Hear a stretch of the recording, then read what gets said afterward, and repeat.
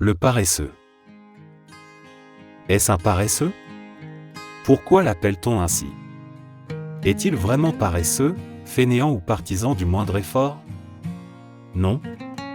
Les paresseux ont l'un des métabolismes les plus faibles de tous les mammifères.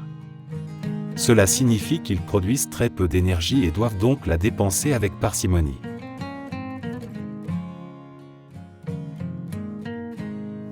Le paresseux possède une fourrure rugueuse et de couleur paille. Chacun de ses poils a de profondes et longues rainures. Comme il pleut tous les jours, une algue verte se développe à l'extrémité de ses poils et pénètre dans les rainures. C'est pourquoi sa fourrure d'un gris marron a un aspect verdâtre. Cette couleur donne au paresseux un excellent camouflage. Le paresseux aime aussi lécher les algues de sa fourrure où il trouve beaucoup de vitamines qui le maintiennent en bonne santé. Un paresseux met parfois toute une heure pour descendre d'un arbre et y remonter. Une fois sur le sol, il doit lutter pour avancer. Il lui arrive donc de rester sur le même arbre toute une semaine. Pour le paresseux, ses mouvements lents et sa fourrure d'un gris verdâtre constituent la meilleure protection contre ses ennemis. Quand un jaguar est à sa recherche, il remarque à peine cette forme verdâtre et quasiment immobile. De ses yeux perçants, un rapace distingue des animaux qui se déplacent, mais il détecte difficilement un paresseux en raison de sa lenteur. Pour le paresseux, tout est à l'envers. Il est suspendu au sommet des arbres de la forêt tropicale. Il dort, mange et se déplace la tête en bas.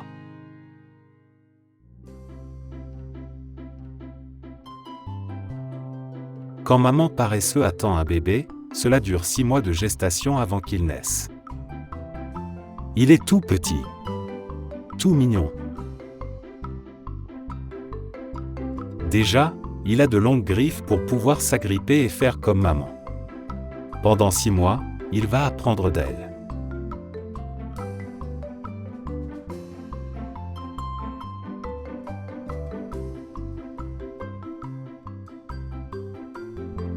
D'ailleurs, maman le surveille toujours attentivement car ce petit s'aventure comme s'il n'avait peur de rien. Serait-il un peu casse-cou?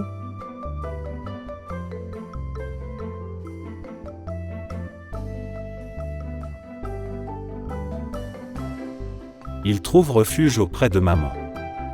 C'est le meilleur endroit au monde. Qu'en penses-tu?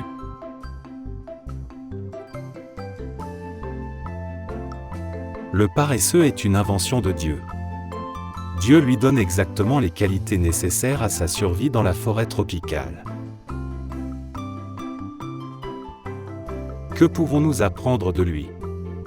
Pour sa survie, il est essentiel que le paresseux prenne beaucoup de temps dans tout ce qu'il fait. Pour nous, il est également bénéfique que nous nous occupions des choses importantes lentement et examinant tout très attentivement. Mais cela prend beaucoup de temps. Dieu nous recommande d'observer les animaux. Il dit en parlant à Job, un personnage de la Bible. Interroge les bêtes, elles t'instruiront. C'est en Job 2 verset 7.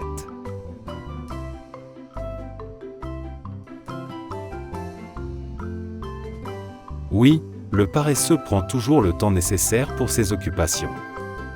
Ça on peut le dire.